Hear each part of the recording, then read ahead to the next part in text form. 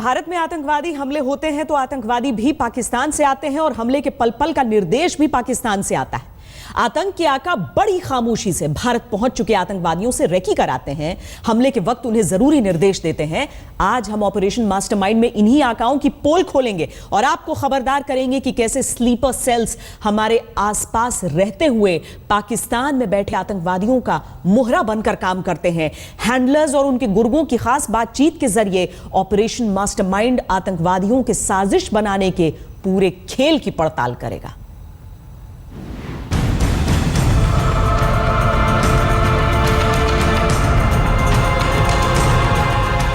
आतंक की हर खूनी वारदात ने देश को जख्म दिए। आंकड़ों में कितने भी लोग मरे, लहूलुहान पूरा मुल्क हुआ। पठानकोट में तो आतंकवादियों ने एयरफोर्स के एयरबेस में घुसकर साबित करने की कोशिश की कि उन्हें किसी से डर नहीं, वो कहीं भी आ जा सकते हैं। सुरक्षा का कितना भी कड़ा पहरा क्यों ना हो, वो मनचाही जगह पर न केवल घुस सकते हैं बल्कि खूनी खेल खेल सकते हैं।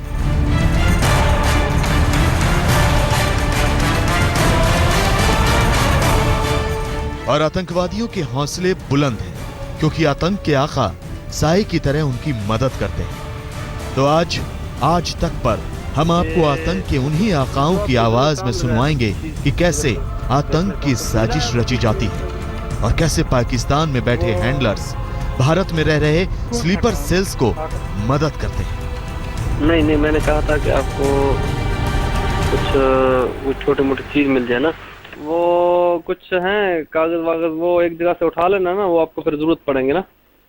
हाँ, वो चाचू नाम का वो आप निकाल कर रखना ना। वो नहीं, दूसरा वो भी मैं दूंगा। तो एक नंबर ले लें उससे, कुछ वो है ना, पौंस है उसके पास, वो ले लेना उससे है।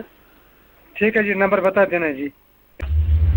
चीज मिल जाती थी, लेकिन जब मैं फिर घर में रहा नहीं, मुझे प्रॉब्लम हो गया घर में। जी, ये पाकिस्तान में बैठे हैंडलर्स की आवाज है। हैंडलर्स और जमीन पर आतंकी कार्रवाई को अंजाम देने को तैयार आतंकवादियों के बीच होने वाली बातचीत को हम आज परत दर परत उधेड़ेंगे। हम आपको बता दें कि ये आवाज भारतीय खुफिया एजेंसियों ने इंटरसेप्ट की है और इसका किसी वर्तमान ऑपरेशन से लेना देना नहीं है। लेकिन आतंकवादियों के मास्टरमाइंड किस तरह अपना ऑपरेशन रचते हैं, इसका खुलासा पूरी बातचीत से जरूर होता है। अगर कल मौका मिले तो कल उधर जाके ना, वो छोटा नहीं होता, छोटा जी, एक तो बड़ा जो इस्तेमाल करता है ना, एक छोटा जो होता है बिल्कुल। जी, छोटा मुझे समझ आ गया जी। हाँ, वो छोटा अगर कहीं से मिल जाए ना, मिलेगा वो एक वो एक ले लेना ना, वो एक जगह जरूरत है ना, एक कम से कम पहले वो हो जाए, बाकी कुछ चीज हो तो उसका भी इंशाल्लाह करेंगे, सब लगाएंगे उसका ना। ऐसा कोई दिन नहीं जब आतंक का साया किसी न किसी रूप में देश को परेशान नहीं करता। कभी जासूसों के पकड़े जाने की घटना तो कभी मुठभेड़ की वारदात। अब तो गणतंत्र दिवस के मद्देनजर देश में हाई अलर्ट है, यानी आतंक के साए में देश जी रहा है। तो आज आतंक के आकाओं के खेल का पूरा खुलासा हम करने जा रहे हैं। सीमा पार बैठे आतंकवादियों के हैंडलर्स और उनके काम करने के पूरे तरीके का पोस्टमार्टम।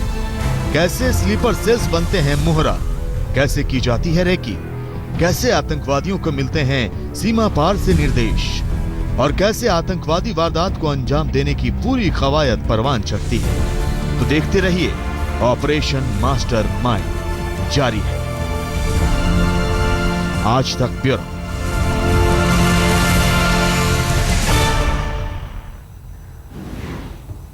दरअसल एक तरफ होती है सरहद की निगहबानी, एक तरफ होती है सुरक्षा, दूसरी तरफ होता है ये कि आप किस तरीके से वो इंटेलिजेंस हासिल करते हैं, किस तरीके से वो जानकारी हासिल करते हैं। कैसे एक बहुत आम सा फोन कॉल सुनाई देता है, आम से शब्द सुनाई देते हैं, लेकिन उसमें से निकालकर उस खतरे को ले आना और तब सतर्क करना कि सरहदों को चाक चौबंद रखा जाए, देश को चाक चौबंद रखा जाए। तो हम जो चर्चा करेंगे उसमें हमारे साथ दो खास मेहमान जुड़ रहे हैं, उनका हम स्वागत करते चलें, आपसे परिचय कराते चलें। हमारे साथ दिलीप त्रिवेदी हैं जो कि पूर्व डिप्टी डायरेक्टर हैं आईबी के, और पीके जैन जो कि पूर्व एडिशनल डीजी हैं मुंबई पुलिस के। हम चर्चा शुरू करें उससे पहले हम आपको अपनी एक और रिपोर्ट दिखाते हैं कि हम आपको न आतंक के आका का नंबर दिखाएंगे, न ही उनके रंग रूटों का नंबर दिखाएंगे, लेकिन इतना जरूर बता दें कि आज तक के पास आतंक के आका की बातचीत के ऑडियो क्लिप मौजूद हैं। आतंकियों की बातचीत को खुफिया एजेंसियों ने इंटरसेप्ट किया था। हम आपको आतंकियों के मोबाइल नंबर इस वजह से नहीं बता रहे कि किसी भी तरह से हम इस जांच को प्रभावित नहीं करना चाहते।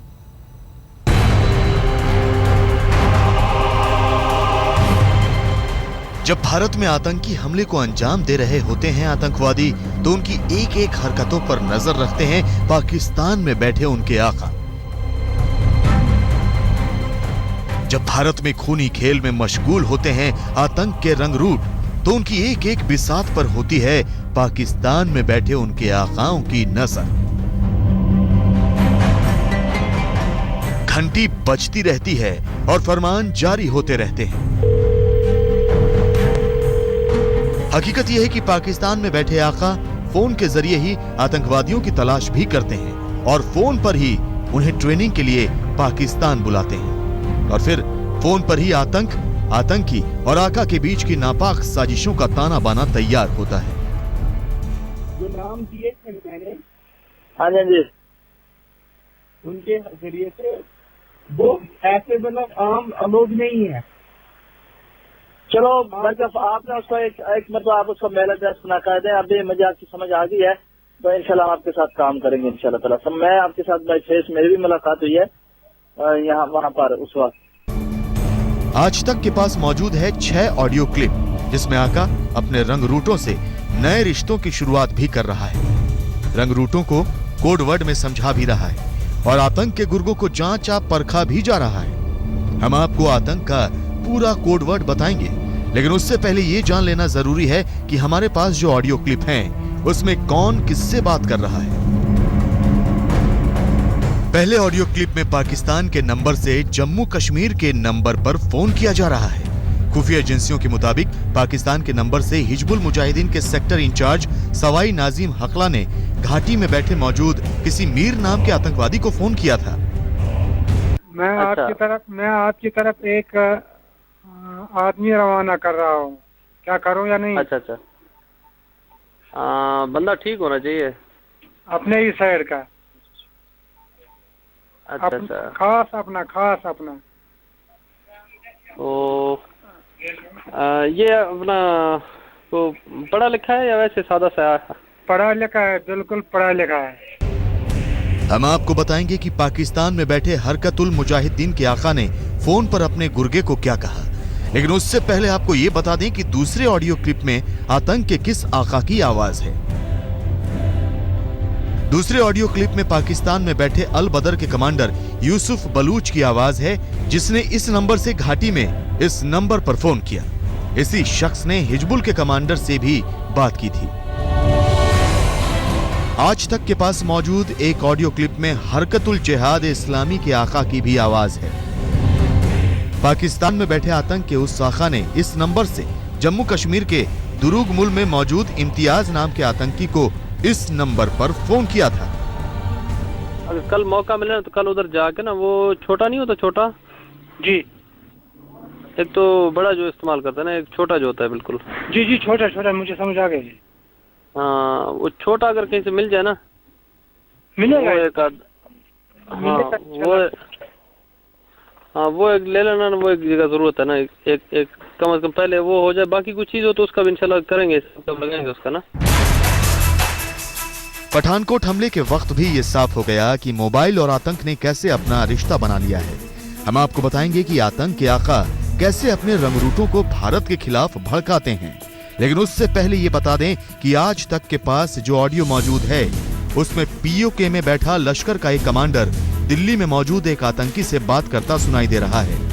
बातचीत के वक्त लश्कर का आतंकी अब्दुल्ला प्रगति मैदान में मौजूद है। बस मैं आ जाऊंगा लाजमी आपके पास, माल जब आएगा ना मैं उसे एक दफा यार देखो शक्ल को देखा तो ना, फोन में बात करके देखे शक्ल नहीं देखा। नहीं क्यों नहीं देखेंगे, शक्ल भी देखेंगे। चल रहा है वहाँ पर? नहीं, हम इधर ये प्रगति मैदान में हो।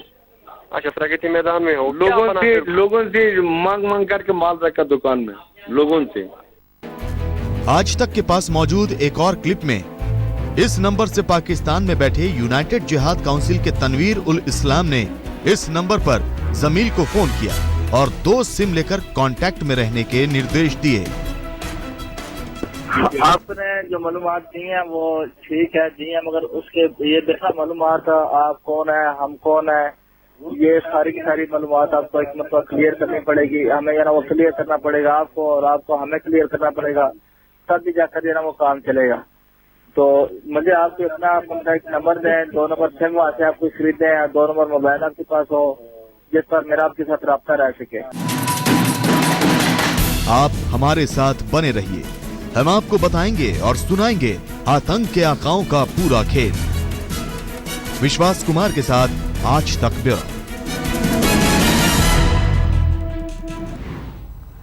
दरअसल ये बातचीत जो हम आपको रिकॉर्डेड सुना रहे हैं, ये तस्वीरें जो दिखा रहे हैं, जो एक्सक्लूसिव ये खबर आज तक की है, इसमें जो कोडवर्ड्स का इस्तेमाल हो रहा है वो तो देखिए डीकोड हो चुका है, लेकिन वो जो पूरी प्रक्रिया होती है उन सारी चीजों के बारे में भी जानकारी हासिल करना बेहद दिलचस्प होगा। दिलीप त्रिवेदी जी हमारे साथ बने हुए हैं और पीके जैन जी हमारे साथ हैं। दिलीप जी, ये हम समझना चाहेंगे कि न जाने कितने कॉल्स होंगे जिन्हें इंटरसेप्ट किया जाता होगा, सुना जाता होगा, रिकॉर्ड किया जाता होगा, कितने लोगों पर शक होता होगा और उसमें से कुछ ऐसे आम शब्दों के मतलब निकालना, जैसे कि बड़े से नहीं होगा, छोटे से हमें काम करना होगा, जी छोटा मिल जाएगा। इन सारी चीजों में कितना दिमाग, कितना इनपुट जाता है?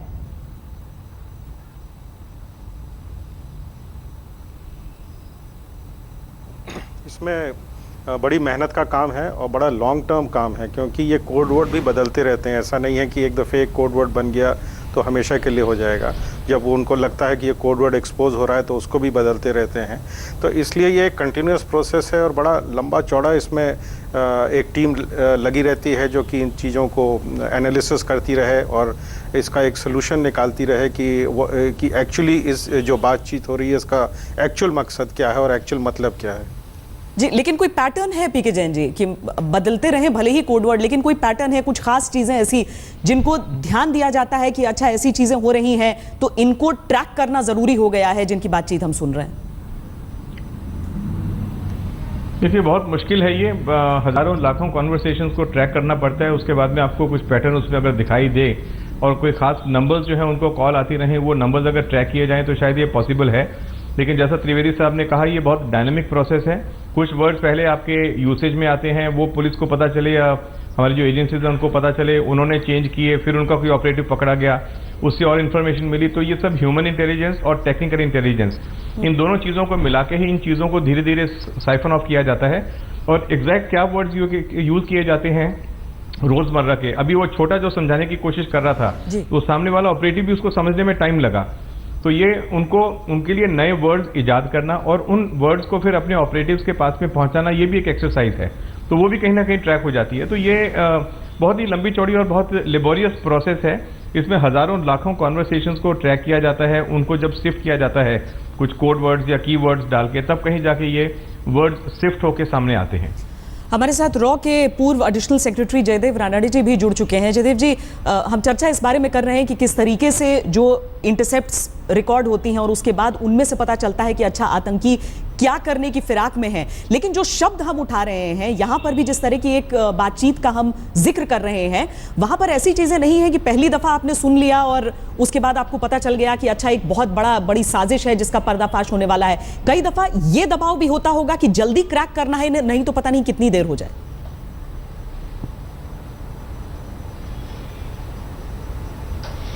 जी बिल्कुल सही कहा आपने। ये जो प्रोसेस है बहुत ही टाइम कंज्यूमिंग है और बहुत एरर्स के स्कोप है इसमें। यानी कि हम लोग करते रहते हैं ट्रैक, बहुत सारे कॉन्वर्सेशंस होते हैं और कई कीवर्ड्स के खोज में हम रहते हैं, पर उसके अलावा बहुत एंटिसिपेटेड वर्ड्स भी हम डाल लेते हैं और फिर एनवायरमेंटल कंडीशंस भी देखते हैं, वेरियस एरियाज के स्टेट ऑफ प्ले दोनों देशों के बीच में, और वो जो तंजीम है उनकी क्या हरकतें हो रही है, उनकी क्या एक्टिविटीज़ है, ये सब एक टोटल पिक्चर बन जाती है। उसके बाद टेक्निकल इनपुट जो है उसकी सहायता मिलती है हम लोगों को। दिलीप जी, क्या पाकिस्तान से आने वाले कॉल निर्णायक रहते हैं? वहां पर जरूर इंटरसेप्शन होना है और वहां पर जरूर आप लोग ध्यान देते हैं, और खासकर अगर अलग शब्दों का इस्तेमाल हो रहा है?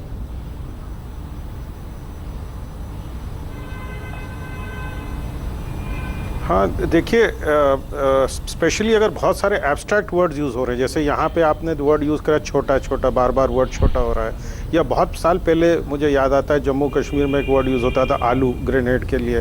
तो अगर इस टाइप के एक बड़े एब्स्ट्रैक्ट वर्ड्स रिपीटेडली यूज़ हो रहे हैं जिनका नॉर्मल कन्वर्सेशन से में बार बार रिपीट होने की संभावना नहीं है, तो वो अपने आप में एक शक का बुनियाद बनती है जिसके बेसिस पे फिर आगे प्रोग्रेस किया जा सकता है। और जैसा आपने अभी बताया कि ये हैंडलर्स हैं, तो ये एक सोची साजी रणनीति है, बिकॉज पाकिस्तान का जो मोटिव है that is to use these non state actors, जिनको कहा जाता है नॉन स्टेट एक्टर्स, कि कल को कुछ अगर इशू बने, कुछ हो, तो कह सकते हैं कि नॉन स्टेट एक्टर्स थे, क्योंकि ज़्यादातर हम लोग ब्लेम ISI को करते हैं। वो घूम घाम के, तो ये एक बेसिक ट्रेनिंग एक ISI द्वारा जैसे दी गई हो, और वो हैंडलर के थ्रू ऑपरेट करते हैं कि अगर कुछ बात हो तो at the end of it will only reflect on the non state actor. खबरदार में आप खास तौर पर खबरदार किए जा रहे हैं इस ऑपरेशन मास्टरमाइंड से। हम आपको दिखा रहे हैं किस तरीके से आतंकवादियों और उनके हैंडलर्स के बीच बातचीत होती है। एक टुकड़ा आपको सुनाते हैं और उसके बाद हमारी चर्चा जारी है। अगर कल मौका मिले ना तो कल उधर जाके ना, वो छोटा नहीं होता, छोटा जी, एक तो बड़ा जो इस्तेमाल करते हैं ना, एक छोटा जो होता है बिल्कुल। जी जी, छोटा छोटा, मुझे समझ आ गई। हाँ, वो छोटा अगर कहीं से मिल जाए ना, मिलेगा वो एक वो एक ले लेना ना, वो एक जगह जरूरत है ना, एक कम से कम पहले वो हो जाए, बाकी कुछ चीज हो तो उसका भी इंशाल्लाह करेंगे, सब लगाएंगे उसका ना। हमारे साथ IB के पूर्व deputy director Dilip Trivedi ji, PK Jain जो कि पूर्व एडिशनल DG मुंबई पुलिस के हैं, और साथ ही जयदेव राणाडे जी भी जो कि फॉर्मर एडिशनल सेक्रेटरी रॉ के हैं, जुड़े हुए हैं हमारे साथ। जैन साहब, ये बताइए कि 26 जनवरी जैसा जब मौका होता है तो एक के बाद एक अलर्ट्स आते होंगे, एक के बाद एक इतने इंटरसेप्ट्स आते होंगे, ये फैसला लेना मुश्किल हो जाता होगा कि इस तरह की अगर बातचीत है, इस तरह की अगर ये हो रहा है, पैरेलल एक दूसरी बातचीत भी उसी तरह की, ये बहुत हाई रिस्क होता होगा ये सोचना कि इनमें किसको परसू करें, किसे छोड़ें? कि ये बहुत सारे अलर्ट्स टाइम टू टाइम आते रहते हैं, खासतौर पे स्पेशल ओकेजन्स पे, सेलिब्रेशंस के टाइम पर, या कोई खास ओकेजन हो, कोई मैच हो, इस तरह के काफ़ी अलर्ट्स आते हैं। बहुत सारे अलर्ट्स जो हैं वो जनरल रहते हैं कि अभी सपोज कोई एक टेररिस्ट कहीं कोई लोकेट हुआ किसी एरिया में, तो वो उसका टारगेट कहाँ होगा, मुंबई होगा या हिंदुस्तान का कौन सा हिस्सा हो सकता है, उसके बारे में। तो ये सारे अलर्ट्स को हम लोग लाइटली नहीं लेते, लेकिन जो बहुत ही जनरल अलर्ट्स हैं वो तो नॉर्मली पुलिस को हम बार बार अपने फील्ड ऑफिसर्स को, स्टाफ को बताते रहते हैं। कुछ अलर्ट्स स्पेसिफिक रहते हैं तो वो उस अलर्ट्स के को थोड़ा ज़्यादा सीरियसली लिया जाता है, उनके बारे में और ज़्यादा पुख्ता छानबीन की जाती है, उसको वेरीफाई किया जाता है, वहाँ पे बंदोबस्त लगाया जाता है। और कुछ अलर्ट्स और ज़्यादा स्पेसिफिक होते हैं तो उनको बहुत ही सीरियसली लिया जाता है। तो ये अलर्ट्स की जो संख्या है वो बहुत ज़्यादा रहती है। अगर हम हर अलर्ट को बहुत ज़्यादा सीरियसली लेना शुरू करें तो नीचे के ग्राउंड लेवल पे जो हमारा स्टाफ है वो इन अलर्ट्स के प्रति बहुत इनसेंसिटिव हो जाता है, क्योंकि हर रोज़ का काम है, ये बहुत हाई टेंशन, बहुत ही हाई रिस्क जॉब है, तो वो बहुत ज़्यादा स्टाफ जो है वो इनडिफरेंट सा हो जाता है। तो उनको बार बार एक ही चीज़ आप उनको दोहराते रहेंगे कि अलर्ट आ गया, अभी भीड़ भाड़ की जगह पे है, स्कूल्स में है, मॉल्स में है, या जहाँ पे सेलिब्रेशंस हैं, या जहाँ पे कोई इमर्शन प्रोसेशन है, कोई रिलीजियस प्रोसेशंस हैं, तो ऐसे जनरल अलर्ट तो उनको जनरली उनको बताए ही जाते हैं, लेकिन स्पेसिफिक अलर्ट्स के बारे में बहुत ज़्यादा सावधानी से काम किया जाता है ताकि उससे किसी तरह का धोखा लोगों को या प्रॉपर्टी को ना हो। उसके अलावा बहुत सारी इन चीज़ों को वेरीफाई किया जाता है, इन चीज़ों को, इसकी जो इंटेलिजेंस है वो टेक्निकल इंटेलिजेंस और ह्यूमन इंटेलिजेंस, जितने हमारे मुखबिर हैं, जो इंटेलिजेंस जहाँ से हमारे को नॉर्मली मिलती रहती है इन ऑपरेशंस के बारे में, उन लोगों को एक्टिवेट किया जाता है। उनको खास तौर पे जो रिजल्ट ओरिएंटेड लोग रहे हैं पहले, तो ये मतलब बहुत बड़ा एक नेटवर्क इस तरह का एक जाल बिछाया जाता है जिसमें से कुछ हमारे को कारगर इंफॉर्मेशन इस तरह की मिल सके जहाँ पे हम स्पेसिफिक कार्रवाई कर सकें। और इसमें जो हमारी सेंट्रल इंटेलिजेंस एजेंसीज है उनका बहुत बड़ा रोल रहता है, उनके साथ में मिलकर ये सारी कार्रवाई की जाती है। बहुत बारी स्पेसिफिक इनपुट्स जो हैं वो सेंट्रल इंटेलिजेंस एजेंसी से भी मिलते हैं हमें। जी, और इसी पहलू के बारे में हम जयदेव राणाडे जी से पूछेंगे। डोलो न्यूज के हवाले से आई खबर के मुताबिक दारुल अमन रोड पर यह धमाका हुआ है। चश्मदीदों की माने तो यह धमाका कार में हुआ है। काबुल में रूसी दूतावास के बाहर